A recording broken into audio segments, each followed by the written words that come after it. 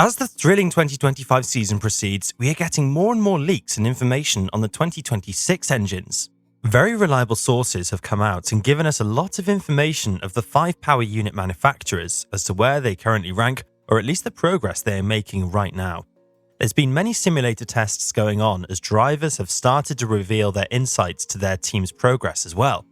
So let's evaluate these latest scoops and see where each team stacks up going into this brand new engine regulation. Let's start off with Mercedes. Mercedes are the favourites going into this brand new set of engine regulations. Reports from Sky Sports, AM US and many other reputable sources have said they are leading the pack in developing the 2026 engines. Carlos Sainz has already been cited saying a key reason for his Williams move was the 2026 Mercedes power unit. He would have insight into the progress Ferrari was making, and obviously he would have had some knowledge of the Audi project as well, even though it was about a year ago. George Russell in a latest interview also revealed about his team's progress with the 2026 engines, sharing his vote of confidence with what's been happening behind the scenes at Mercedes HPP. Obviously, the experience from the 2014 turbo hybrid engine comes to the foreplay here. While they have lost a key person from that era, Mercedes have still retained a lot of the original powertrain team, and they know how to build an engine. A report from AM US revealed that Mercedes has done several simulations of their 2026 PU and experienced battery depletion on some circuits like Monza. But Toto Wolff addressed these rumours as hurdles, which his team is working on overcoming, and Mercedes' ties with Formula E and recently developed Mercedes AMG 1 project would provide a crucial edge in developing an effective battery system to address these sorts of balancing problems. The Mercedes boss also talked against a proposal which was to come up to potentially reconsider the 50-50 power split between the engine and the battery, which also reveals how confident Toto is with the progress made with the 2026 engine. A team we didn't have much information on, but now we are getting much more, is Ferrari.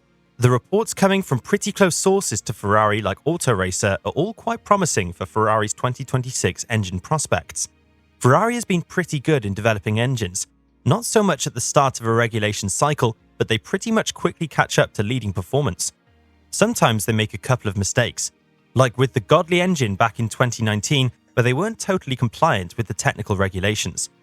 AM US claimed Ferrari was behind schedule with their 2026 engine, but latest reports from Italian sources suggest that Ferrari have pretty much caught up with Mercedes, maybe trailing by a couple of horsepower.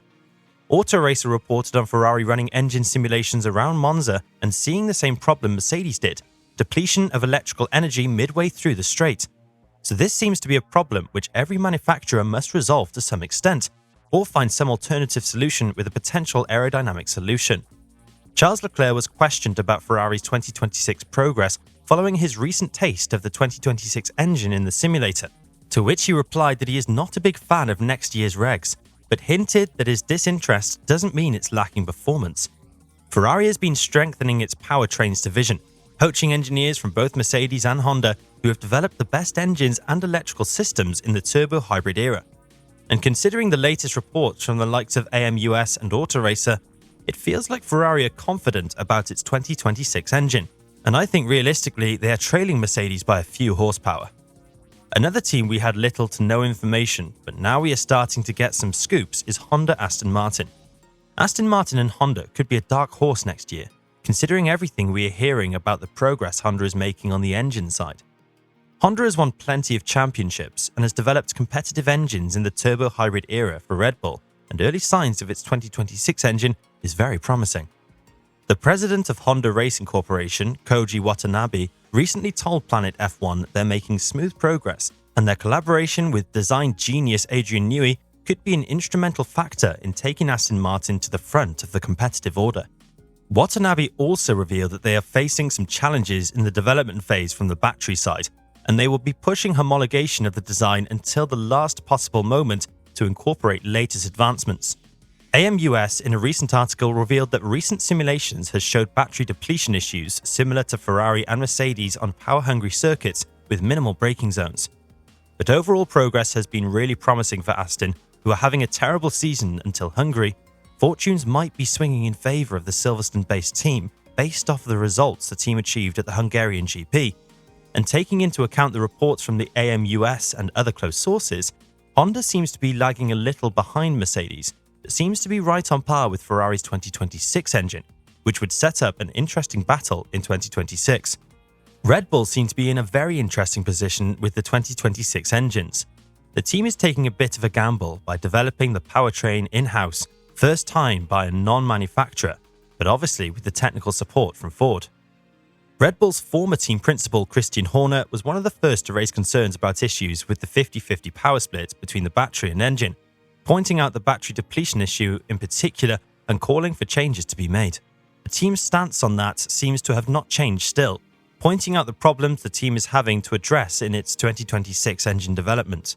AMUS reported that they are lagging behind Mercedes, Ferrari and Honda, but Helmut Marko some time ago made the claim that they were only 6 horsepower behind Mercedes in the engine and about 5 kilowatts behind the battery side.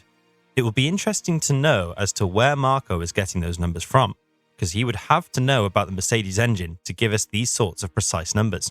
These numbers will put Red Bull very close to others in terms of performance than what many reports are suggesting. But Red Bull still are open to any rule changes, which says to me that they are not so confident about next year's engine. Now looking at the struggling newcomer, Audi.